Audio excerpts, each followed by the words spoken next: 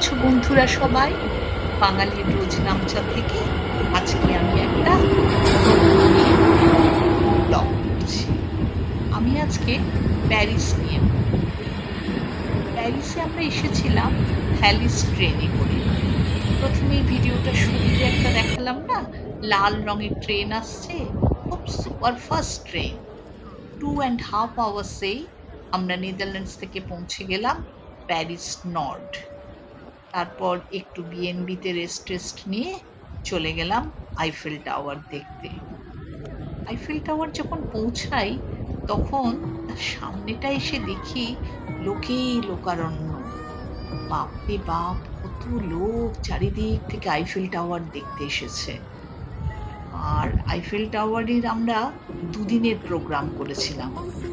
সকালবেলা ছিল লিফটে করে একদম টপে উঠতে হবে, টপে উঠে পুরো প্যারিস শহরটা দেখা যাবে।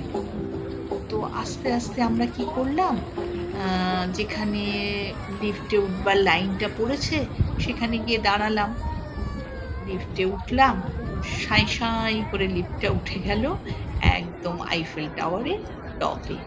আমি দেখো এখন আইফেল টাওয়ারের সামনেটা তোমাদের দেখাচ্ছি। আর টপ থেকেও পুরো প্যারিস শহরটা সুন্দর দেখতে লাগে।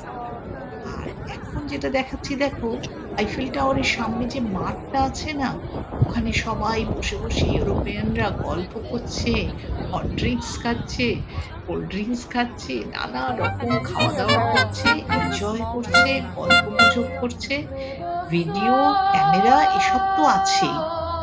এইবার একটা দেখাচ্ছি দেখো, 5 জন ইনস্ট্রুমেন্ট বাজাচ্ছে আর একজন গান গাইছে। ওরা ফ্রেঞ্চেই গাইছিল, গানটা খুব সুন্দর।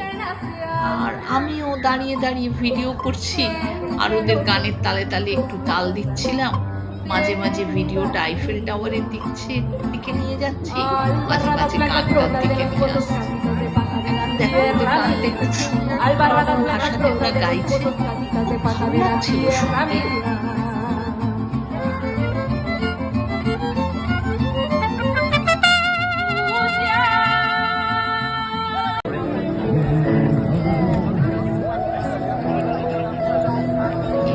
আস্তে আস্তে তোমাদের সিয়েন রিভারটাও দেখাবো।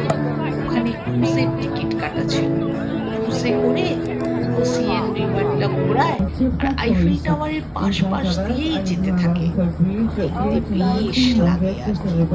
এই যে দেখো ক্রুজটা স্টার্ট হয়ে গেল, একটা ক্রুজ যাচ্ছে একটা ক্রুজ আসছে, আর দুদিকের লোকজন চেনা অচেনার বালাই নেই, হাততালি দিচ্ছে, ফটো তুলছে, টাটা করছে, আনন্দে মাতোয়ারা সবাই। আমি ওদের সঙ্গে হাততালি দিলাম, কাউকে কাউকে টাটাও করে দিলাম, বেশ লাগছিল করতে। দেখো আস্তে আস্তে ক্রুজটা কেমন যাচ্ছে, কি সুন্দর লাগছে দেখতে। তোমরা যখন ইউরোপ বেড়াতে যাবে তখন এইগুলো মাথায় রাখবে, আইফেল টাওয়ারে উপরে ওঠার টিকিটটা যেন আগে থেকে কাটা থাকে, ক্রুজের টিকিটটা কাটা থাকে। আমি অনেক বন্ধুদের শুনেছি আইফেল টাওয়ার দেখতে গেছে, টিকিটটা কাটা নেই বলে সামনে থেকে দেখে চলে আসলো। আমার ভিডিওগুলো দেখার উদ্দেশ্য আর বলার উদ্দেশ্য এটাই, তোমাদের যেন প্ল্যানটা একদম ঠিক থাকে, ক্রুজের টিকিট অনলাইনে কাটা থাকে, আইফেল টাওয়ারের টপের টিকিট অনলাইনে কাটা থাকে, তাহলেই তো তোমরা ভালো করে উপভোগ করতে পারবে না। আমার সব বন্ধুদের বলছি আমি, এই প্ল্যানিংগুলো কিন্তু খুব ঠিকঠাকভাবে করবে, তাহলেই খুব ভালো লাগবে প্যারিস শহরটা দেখতে। প্যারিস ঘুরে এসে অনেক দিন মনে থাকবে, কি ভালো লাগবে দেখতে। দেখো ইউরোপিয়ানদের এই দেখো আইফেল টাওয়ারটা এসে গেল, এখন রাত্রি 11টা, পুরো গোল্ডেন হয়ে গেছে, নিচ থেকে উপরগুলো সব লাইটগুলো জ্বলে উঠেছে।